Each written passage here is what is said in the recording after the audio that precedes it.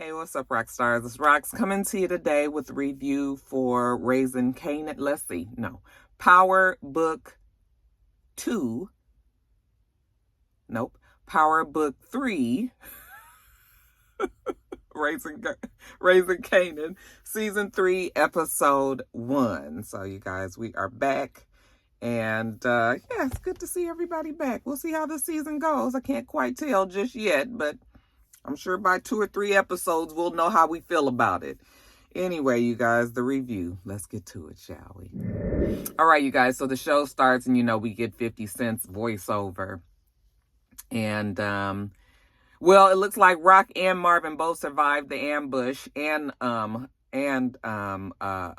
Lou. But that's the only good thing about it. Everything else is bad. Marvin was shot, remember? And the bullet did go through. He's going to survive. He's fine. Same with Rock. They're fine. It's just that now they've got to deal with the police. So she's on the phone with Lou while she's down there to the police, talking to them. She tells him that he just needs to handle it. I was just like, girl, I don't know how much handling Lou gonna do for you. But anyway, Rock got other things that she need to worry about, okay? The police all breathing down her back. And, Rock is trying to explain to them what happened to her, why Juke's mom was there, what happened. She opened the door. They got ambushed, basically. And she's putting it all on Crown Camacho. And, they're just kind of leery about this whole story. But you know what? Rock is like, look, I done told you the damn story 3 times. Like, how many times you want me to tell you this? It ain't changing. This is what happened. And they was like, all right, girl, go on. You can go. Okay, but we gonna be in touch. Okay, because they got their good eye on Raquel. Now, while she was there talking to them, I don't remember nobody's names. I don't remember anybody's names. Investigator Daddy, what was his name? Omar Epps' character. He comes down to the station as well. And when he walks in, he sees Kanan and Juke sitting over there. He just kind of looks over at Kanan. It's kind of like we can't let the people know that, they know each other and all of that. But he kind of gives Kanan a little signal. Kanan saw him. Anyway, he goes and he's talking to the investigators that had been talking to Rock. And they was like, what you doing here? And he was like, well, I heard on the scanner that it was all hands on deck. I figured it was serious around here. And the chief was like, goddamn right, it's serious. Why all the chiefs be so mad, child? They got a lot of shit on their hands.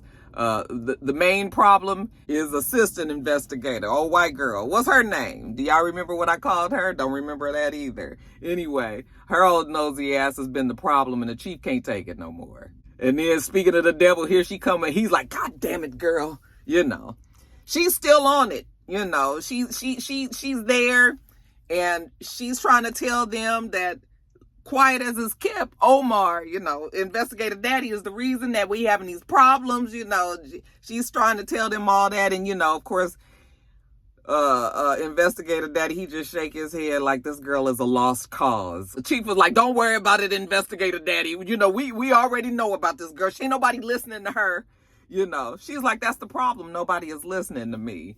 I said, girl, you got written off as a problem. Now these men really ain't gonna listen to you. She can't get no respect. The chief was like, you suspended, turning your badge and all of this. She was like, what?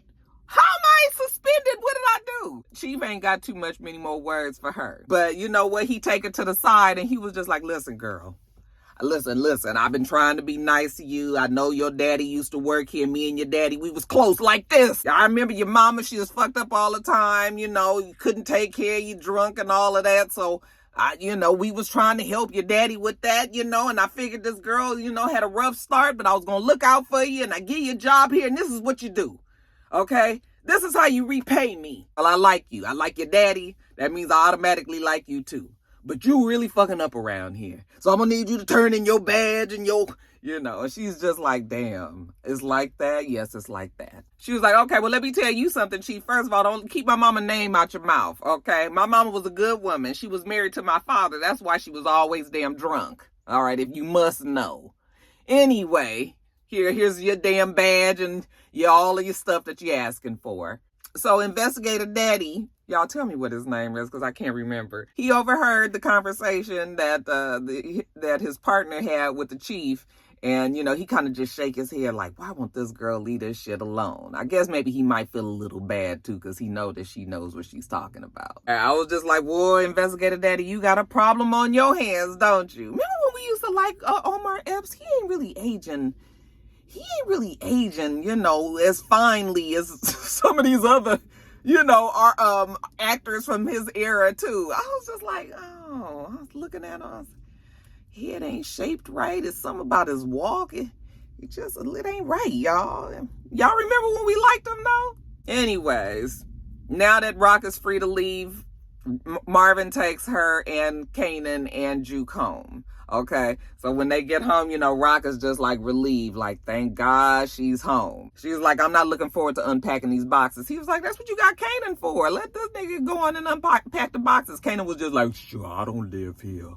Okay. Did anybody notice that Kanan is now starting to have the slur? I think he's decided in this season that he's going to pick up like 50 Cent's, his very distinct slur that he has, or whatever that sound is. Now this kid has it in the show, and it's kind of annoying, because I was just like, when did all of a sudden he start talking? I can't even do it. I'm going to get it though, but it's just sort of like, my brother.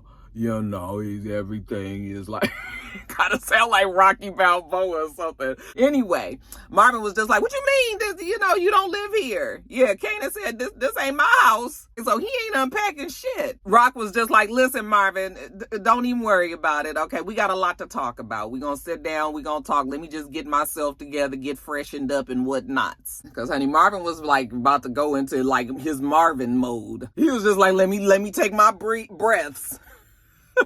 Side note, the whole episode, I guess they just gonna act like Marvin didn't have a love interest last season. I mean, the woman got shot right in front of them. They ain't mentioned her at all in this episode. And I was just like, I mean, can he have some reaction? They just really just erased her whole thing. I wonder if they're gonna, sometimes power is good for that. They just act like something didn't even happen. So we'll see if that's how they gonna handle that storyline. But anyway, Rock get herself together, they sit down, and so they got questions like, why was Juke Mama at Rock's house? Okay, well, she came over there, she wanted to talk to Rock about Juke. She did love Juke, and she felt bad, and she knew they was tripping at the church, and she just wanted to talk to Rock about it, and I guess try to see how she can figure out things and mend things between her and Juke. Okay, of course, we know that Juke Mama ain't had time to say none of that, but Rock, says all that to Juke because she knows that Juke is hurting. Okay, Juke was like, she said all of that to you? And she was just like, yeah. Marvin also realizes that Juke is hurting, and he co-signs. Yeah, she did love you, okay, even though they was tripping down there to the church. So anyway, they try to soften the blow for Juke as much as they can. Kanan still has an attitude, though, okay? And Kanan still wants to discuss, this bullshit that you put together, you and my father.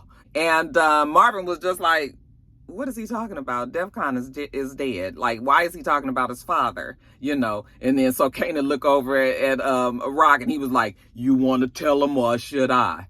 Okay. And Rock was just like, I said that we got a lot to talk about shit. Okay. Kanan is still very disagreeable, still very irritated with his mom and everything. And he walks out, and Juke goes out after him. And that leaves Rock there to tell Marvin all about how DEFCON is not Kanan's father. And Investigator Omar is the father. And he was just like, you are bullshitting me. Does Lou know this? And she was just like, hell no, Lou don't know. Okay, do you think I would tell Lou this? Just something else for him to hate me about? No, he don't know. So while she's in there talking to Marvin about, her baby daddy status, Juke is out there talking to Kanan. Hey, Kanan, wait a minute. Hold up. Don't leave yet. Maybe you should talk to your mom. Your mom does love you. And he was just like, my mom is full of shit. All she do is lie. Okay? His same feelings. Like, I can't believe nothing that comes out of her mouth. I don't want to sit and talk to her anymore because she just full of shit. Rock had told them when they first got home that she's out of the game now. She's tired. It's just way too much, not enough. She's just not willing to risk all of the things that can happen. So she's out. Okay? And Kanan was just like, you really believe that bullshit about her being out? She is not out the game. Hell, she is the game if at this point. Okay, she probably can't get out even if she wanted to. Not that she wants to, as far as Kanan is concerned. So he threw. He's just like, I don't even understand why you giving her so many chances. Your mama did because of her. Well, it's not Rock's fault, you know. Mama just was in the wrong place at the wrong time. But he's like, I'm outie. Okay, everything she touches turns bad. Y'all all gonna learn that. But yeah, 5,000, Kanan is gone. So Juke goes back in there, tells them, yeah, she couldn't get Kanan back. Okay. Look like it's gonna be another season of Rock trying to get her baby back. So Kanan goes to his homeboy Fame's house and is telling Fame, like, you know what, I ain't never going back home. And Fame was just like, you know, you tripping a little bit. You know, if your mom wants you to be there, then maybe you should go back. Like, that's a good thing that your mom, like, if my mom told me I could come back, I'd be back in a hot flash, okay? That and the fact that Fame really can't even afford this apartment. They can't afford where they live and they about to get put out every 15 minutes. They in perpetual eviction mode all the time, you know. So Fame was just like, you tripping. But Kanan was just like, yeah, all that glitters is not gold. But bottom line, they need money. They got to go do something. They're going to have to rob somebody or something. Fame was like, yeah, we not doing that no more. You know, we're going to have to come up with something else. So they decide to go and talk to somebody, some guy who just so happened to be having father-son time. And that's also a drug dealer in the neighborhood. And they go and try to meet with him and tell him, like, you know, they could work for him. And he was just like, nah, that shit that your mama got going on down there, okay. Yeah, I don't fuck with the mafia shit. Them blowing up stuff in New Jersey and the mafia, the Italians and everything. No, thank you. Okay, he gonna take a little back seat on things right now because the block is way too hot. You know, Kanan is trying to convince him, but he's like, nah, yeah, that is what we not doing. Okay, and can you guys please leave? I'm trying to spend the rest of my time with my son. So yeah, that idea is not going to work. Now let's jump over to Lou. Lou is down there to the studio, and you know they also attacked Lou at the studio, and Lou is quite upset too. It's now considered a crime scene, so he's not even really supposed to be there. And he's just looking at this damn studio like all my fucking dreams just down the damn drain. Okay, all because of that fucking Rock. Later we see Marvin talking to him and I was like, oh my God, Marvin, please don't tell Lou. Lou is not in any state to find out anything else about Rock right now. You know, he's still trying to get Rock and Lou to talk and Lou was just like, fuck Rock. Okay, she had me doing all of this shit. And look at how everything turns out. Like, fuck her. Everything she touches, everything that deals with her, like, he's the same as Kanan right now. Marvin was just like, oh, you got a lot to say about her. You drunk? He was like, no, I'm not drunk. I'm talking my shit. Okay? Because I'm sick of Rock. He starts telling Marvin, like, do you know she killed Scrap for no reason? Okay? And Marvin was like, bullshit. You know, Scrap was hiding something. And he was just like, even if he was hiding something, it wasn't nothing worth him getting killed about. Okay? Just because he lied about hanging the pictures, that don't mean that he needed to get fucking killed. Did she tell you that she had me do it? Okay. No, she ain't told him all that, I guess. Marvin was just like, well, she might not have been no snitch, but it still was something. Well, that Lou is like trying to get Marvin to understand that everybody can't die over just something. We need to know for a fact what the hell is going on. Scrap did not deserve to die, and he didn't. So as far as Luke is concerned, it's fuck Rock forever. Now we see Unique. Unique goes home. And we're presuming this is after him and Rock, you know, he saved Rock from the Italian and everything. So it's been a highly intense, emotional time. He gets on home and his girl is there. And she was just like, where you been? I've been trying to reach you and everything. Like, you know, he's here. And he was like, who the fuck is here? And she was like, Ronnie. And he was like, Ronnie? Ronnie's out? Like, what is Ronnie doing here? I don't know who Ronnie is, but I think Ronnie is a problem, okay? Turns out Ronnie is actually his brother. And Ronnie got out of jail, I guess, a few days earlier than they expected him to. You know, right on the day that all this other shit happened. So, you know, Unique is trying to, like, just compartmentalize and get shit together. Now you got to deal with Ronnie. And we hear 50 Cent's voice come across the voiceover and says that, you know, Ronnie is one of them niggas that you always stay away from because every time you around him is some sort of trouble. Okay, that's Ronnie. And Unique's face is conveying this quite clearly. So anyway, when Unique goes to see the brother, you know, the brother's all heavy and, you know, dark and somber and shit. I was like, nigga, lighten up. Fuck, you just got out of jail. This is how you approaching life. Now he's sitting down, he talking to Unique, you know, he look at him, he's just like, what happened to you? All right, and he notices some blood on Unique's fur. And Unique was just like, this ain't nothing but a little light work. You know, he cut his hand on the car door. And Ronnie was just like, I mean, if you say so, nigga, that's an awful lot of blood just for cutting your finger on the damn door handle. I guess Unique, to try to get him out the house, give his girl a little time to get, some space. He takes his brother out on the streets, and he's telling his brother, like, man, there's a whole lot of shit going on the streets. It's nothing like how it was before you went in. Things have changed quite a bit.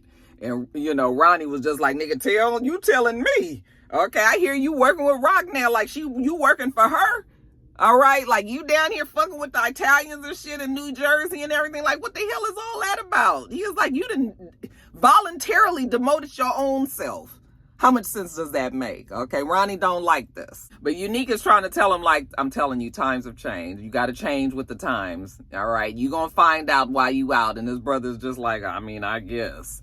But the brother is looking kind of disgusted with Unique's new entry-level position. So, yeah, Unique has got problems with Big Ron, okay? When he goes back home, his girl is just like, I don't feel safe with Ronnie being here. We got kids. It's a family, like him and everything. His dark and brooding, just him being there is a downer. And Unique was like, don't worry about it. Unique got a plan. He gonna get him out of it. Don't you worry your pretty little head, girlfriend. Now, the Italians. Speaking of the Italians, child, we got Tony Danza. Was Tony Danza the man from last season? I was just like, I feel like I would have remembered if Tony Danza was the guy. Maybe he was, but I was just like, I look at Tony Danza and he does not give me tough mafioso guy, okay? He gives me sweet Tony Danza. Like, so listen to him like, get what the fuck, you get the fucking some. I'm just like, that's not, Tony, I just look at him as a nice man, so I'm not buying this, but he's upset about how it went down, down there with Rock and everything. The ambush didn't go well, Rock's still alive, all the targets that they went to hit is still alive, all right, so he's pissed at them, and the guy is just like, don't worry about it, boss. We gonna make sure that we make it happen. He was just like, you ain't gonna do shit else. Okay, go sit your ass down somewhere. Take your ass back to where you came from and work there and leave Rock and all them. Let him, we don't need your help no more. Thank you. Now, the investigator, the assistant, Shannon, is that her name, the girl? She's at home and she talking to her daddy, and her daddy is fed up because her daddy had already warned her about this mess, some episodes back. Okay, so why is it that now the daddy got to go in there and try to help her talking to, internal affairs and everything? Like, you just fucked this whole thing up. What you need to understand is nobody gives a fuck about Howard but you. And she was just like, that's the whole problem. Everybody should be giving a fuck about Howard because he's the problem. Okay? Well, you know what? Daddy is like, I don't want to hear it. I don't want to hear it. Okay, you need to get on the right page with this whole thing. I'm going to help you. I'm going to go down there. I'm going to talk to IA. Don't you say shit. I know how to handle these things. I know how these people talk. I've been working for the police department for 30, 40, 50 years. Okay, so daddy knows best. Let me handle it. He tells her not to say anything when they go into this meeting with internal affairs, but you already know how difficult that is for her. So when they go and sit down and talk with internal affairs and they talking about all this other stuff, who is Juke or Laverne, and she's just like, oh, some kid that I'm helping out in the neighborhood. And then some other things that come up and, they look at her and she's the problem. And the daddy was just like, well, you just been fucking up out down here the whole time. Like, what is wrong with you? Okay, she was just like, all that is just something to just try to make me look worse. All right. Well, we don't really have a hard time of making you look worse. You making your own self look bad as far as they concerned. They tell her you in some shit. So you going to have to sit your ass down and just relax for a little while. You in trouble with IA. But yeah, sis is going to have a hard time doing that. Jumping over to Juke, and speaking of Juke, we see Juke. She's talking to, like, I'm not sure if this is a social worker or, just somebody that maybe works in, like, employment development department or something. But she's trying to find a job, all right? And the lady is trying to help her find a job. What is it that you like to do? Okay. And Juke was like, I like to sing. And she was just like, well, singing is not a career. That's a hobby. People don't go to school to sing and make money from singing and all of that, So she was just like, yeah, I don't have a job as a singer for you. Well, Juke was like, well, that's fine. I'll just handle things on my own. And the lady's just like, fine, good luck to you. Okay. That's one less underprivileged child that she has to worry about. So she goes home and Marvin is there. Marvin is telling her how they're having a memorial for her mother at the church. Marvin had went down there. They had some of her stuff.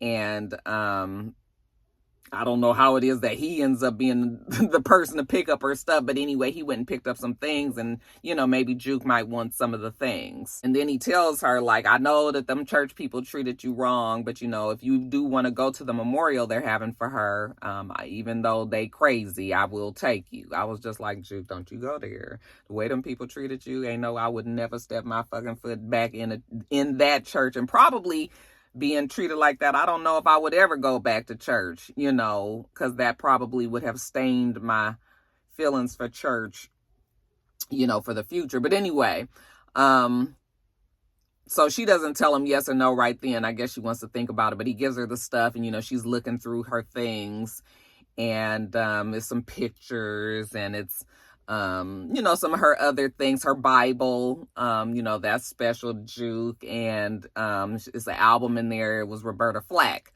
And so, she noticed that. Remember, the mom used to sing. Too bad we never got, we didn't even get a Wicked City woman Rochelle to sing on the damn show, but I guess this album makes Juke feel closer to her mom, so she plays the album while Marvin ends up going to the memorial. She ends up not going, but she does play the music at the house, and she just feels like a closeness. I think that helps her, feel a little bit closer to her mother. All right, poor Juke. Well, I guess Rock is now Juke's mother figure. Lord have mercy.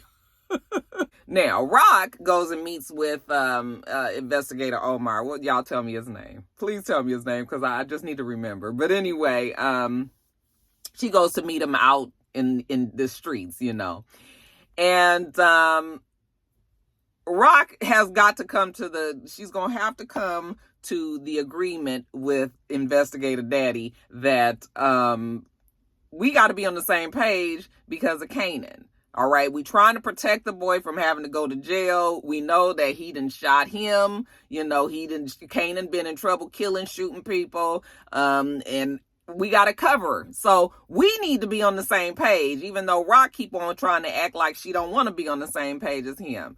And he was just like, when it comes to the kid, we on the same page. You're going to have to figure that out. So from now on, let's do things together. So they go together to Fame's house. And, when Fame opens the door, he's like, your mom, and then the damn cop is out there. All right. And Kanan was just like, okay, he lets him in. And they're like, okay, Fame, can you leave? Because we need to talk to Kanan. And Fame was like, with all due respect, this is my home. No, you can't tell me to leave. Kanan was just like, you can't just come in here telling him to leave. Rock give him some money. It was just like, nigga, go get you a pizza. Fame was just like, a nigga hungry. All right, so now he gonna have to go on and leave. Kanan gonna be just fine. Anyway, Kanan is looking at the two of them. He's like, oh, so what? The both of y'all getting back together or something? No, we're here because we're concerned about you. We want to make sure that you're okay. His daddy is telling him, like, things is getting serious. The FBI is involved now, so it can be really hot for you. So we all need to make sure that our stories line up and that we are all in this together. Kanan was just like, okay, so you up here telling me about what's dangerous and all. What about your fucking partner? Okay, your partner knows everything. She knows that you my father. She knows that y'all messed around. She knows everything that happened. She knows about the shooting. She knows about you. She knows everything. Okay, so what you gonna say about that? And Rock was just like, oh, you got me out here trying to, get on the same page with you, but you got this woman that's a problem? Okay, and Investigator Daddy was just like, don't worry about her. I'ma handle her. Okay, yes, she is a problem, but not for much longer. She's just suspended. And Kanan was just like, and what that got to do with anything? She still knows. It doesn't matter if she's suspended. She can tell people. Don't worry about it. Daddy gonna fix it. Kanan was just like, yeah, because you both so good at fixing things. Okay? Yeah, Kanan don't have much faith in them. But don't worry, Daddy to the rescue. I was just like, okay, this ain't good for the assistant. Let's see how we gonna handle this with her. Okay? And we see her talking to her girl. And her girl is also frustrated with her. Like, damn, we done told you needed to leave that shit alone with your with Howard. Like, why you put your whole job on the line for him? All right, like she frustrated with her too. Like, I see what your daddy mean. I see what Howard mean. I see what the chief mean. Everybody is just like, you tripping. Now she done lost her girl too. I was just like, boy, it's a bad week for those assistant, ain't it? Now, back to Kanan. So Kanan goes over to visit Lou. Okay, and Lou is still in a bad way. Okay, Lou still got his bottle. Lou is still pissed at Rock. All right. So when Kanan comes in there, checks on him, Lou is just like, your mama's full of shit. He is like, I can't do nothing with her no more. Okay. Do you know that she killed D-Mac? She had me do it. All right. Did she tell you that? Yes. Kanan did know. Lou is just like, your mom is just, I can't with her no more. It's fuck her forever. And Kanan kind of feel the same way. So he see how Lou, he co-signing on Lou with this one. Rock has made the important men in her life quite mad. And speaking of Rock, she's at the house and there's a knock at the door. Okay. And when she comes in, when she goes to the door, it's Unique. And she was just like, well, nigga, like you got lost. Fuck you doing here, nigga. Okay. Her niggas just cracked me up. And he was just like, no, I didn't get lost. Okay, man, I'm just coming to check on you, see how you doing. As far as Unique is concerned, he where he supposed to be. Okay? And so she just kind of looking at him at first, and then she just kind of stepped to the side, and she let him in, and I was like, oh. I didn't know that the love interest was going to happen this quickly, okay? But I was here for it. So, he comes in there, and he's telling her, like, maybe you're going to be all right for a little while. He don't think that Sally's going to make any more moves because the blocks is too hot. The FBI, the feds, the police, everybody is out there. So they'll probably calm down so, they can make whatever moves that they need to make right now. And she was just like, oh, I'm out. Like, I'm not willing to put my shit on the line no more. I'm not in the game. I'm leaving the game. And he was just like, what? You leaving the game? Okay. You the best part of the game. Okay. And he kind of come up close to her, and she was just like, oh, nigga, you gonna be all right without me in the game. But honey, he a little close, and he all coming around this side, and it's all dark in there. I said, bitch, turn on some lights or something. Something about to happen. Next thing you know, they get to kissing and everything. I was like, ooh. Oh, I'm going to be here for the Unique and Rock love making, child. I am. And they didn't even give us much of it. I was just like, y'all know we were still waiting to see it. But honey, they get busy right there in her new kitchen. Now we see Detective Daddy Detective. And he's on the phone, and he was just like, I just need to meet with you. I'll tell you everything you want to know. And I was just like, who is he talking to? Turns out he was talking to his partner. So he meets her on the street, and this is her last chance. He just trying to tell her, like, you need to leave all this shit alone. I know you think you know what you know, but you need to leave it alone. And she was just like, no, I know what I know. It's not what I think. I know. Okay. And he was just like, well, what do you know? And so then she starts telling them all what she knows. And I was just like, girl, now why would you show your hand? At this rate, I'm not even a damn cop. And I know not to tell somebody everything I fucking know. Oh, she just running off at the mouth. She know about Kanan being his son. She know about DEF CON. She know about him and Rock back when she was 16. She know about this. She know about that. She know about this cover-up. I was just like, with every story that you tell him, you are signing your death certificate, girl. All right? And before she can even finish one of her last little sentence of the information that she got on old Omar, that bitch catch a bullet, I'm assuming about right here. Okay? They take the camera off of it, but we hear a pow. And I said, oh, shit. I was like, damn. Did you just shoot her right there, close range in the car?